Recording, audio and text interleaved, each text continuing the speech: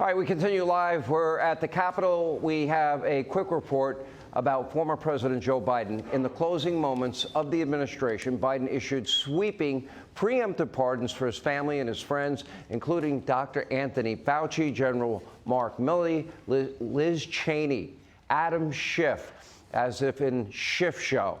And of course, you missed that. Each and every single one of Joe's siblings, which begs the question, what exactly did Joe think that the people would be prosecuted for, and what was he trying to hide? And by the way, where's the outrage from the left and the state-run legacy media mob? They sure were singing a very different tune when the thought was out there that Donald Trump may do preemptive pardons. Let's take a little trip in the Capitol down memory lane, shall we? Have you ever heard of somebody getting a preemptive pardon who was innocent of all crime? Who's just an innocent person? Have you ever heard of that? Just somebody getting a blanket pardon and they're an innocent person? But no, here it's an effort not only to prospectively pardon people for things they have not yet been charged with and may never be charged with, but also it's the president's own family. The president's reportedly asking his staff whether he can issue preemptive pardons for himself, his family members, Rudy Giuliani. There's a simple answer: no.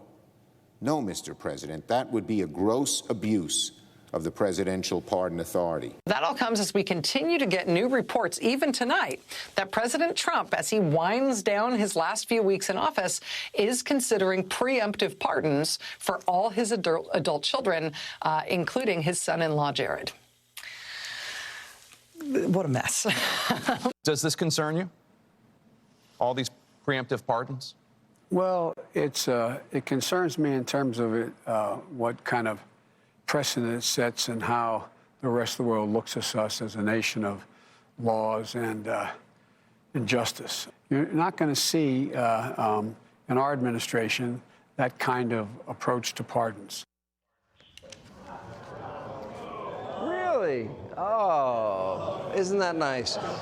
The funniest part of that, though, had to be Adam Schiff, right, your old friend?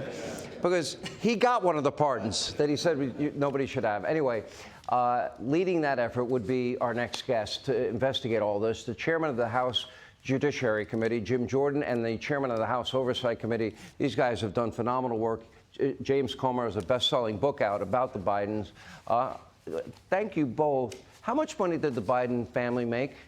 The family took in $27 million from our adversaries around the world. They never could say, even when we brought them in for depositions and interviews, what they actually did to receive the money. Then we found, going through their bank records, that they had another $8 million in loans that they never paid back, never paid any interest on or anything. So that's $35 million. I want that loan. Can I have that loan? Yeah, right. Wouldn't we all? I think everybody here would like it. And you expose all of this. Now, I would argue that he forgot one person. Himself.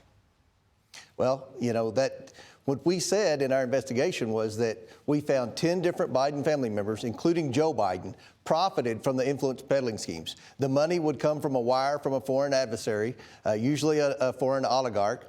In some cases, we believe the country of China. An oligarch. Didn't Joe Biden warn us about oligarchs? Aren't there Elena Baturina, wasn't she an oligarch? Yes. The guy in Kazakhstan, the people in Ukraine, the people in China. Romania. A lot of oligarchs the Bidens are friends with. The money would then go through a series of shell companies. Then it would be laundered down, and then the 10 different Biden family members would receive incremental payments.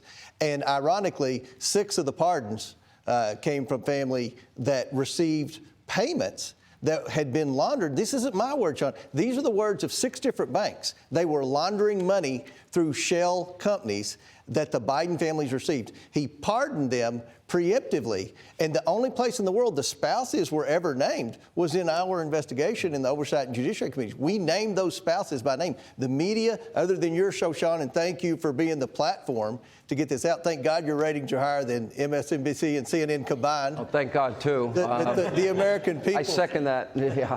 The American people saw it. Thank you. You guys did the digging, the hard work, and you exposed the Peter Schweitzer deserves a lot of credit, too. Absolutely. He wrote the book Secret Empires. President Trump signed this weaponization of government has to stop. Also revoking 51 former intel officials that knew nothing about Hunter's laptop and tried to interfere in an election. Jim Jordan, you were there. You investigated every part of this.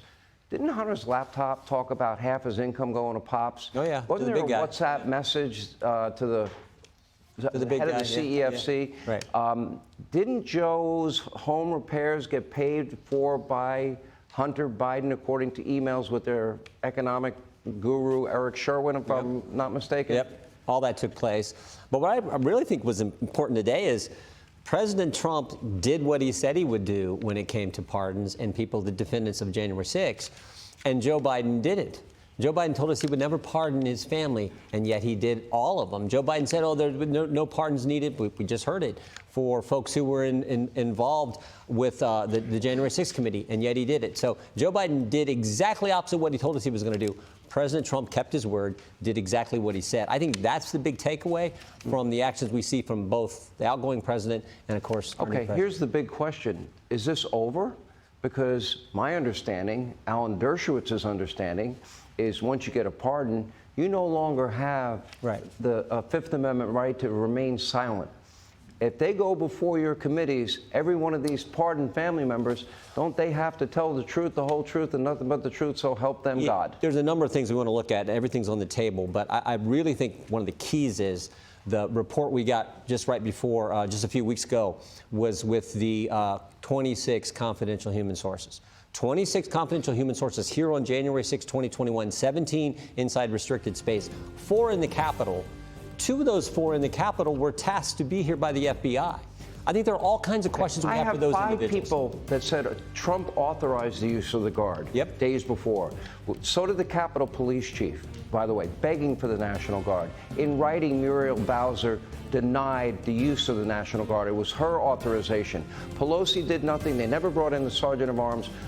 Liz Cheney needed hers, in my view, too. Not to mention the number of false things that committee put out on me, on you, on so many people. Me? Little old me? Yeah, exactly. So, I think there's some unanswered questions we have to get to there. So we will look at that. And you'll do that, too? Absolutely. All right. You guys have been rock stars. Thank you for what you're doing. I would let the American people know the truth, pardoned or not. And let's see if they tell the truth when they have to, under oath. Thank you both. Hey, Sean Hannity here. Hey, click here to subscribe to Fox News YouTube page and catch our hottest interviews and most compelling analysis. You will not get it anywhere else.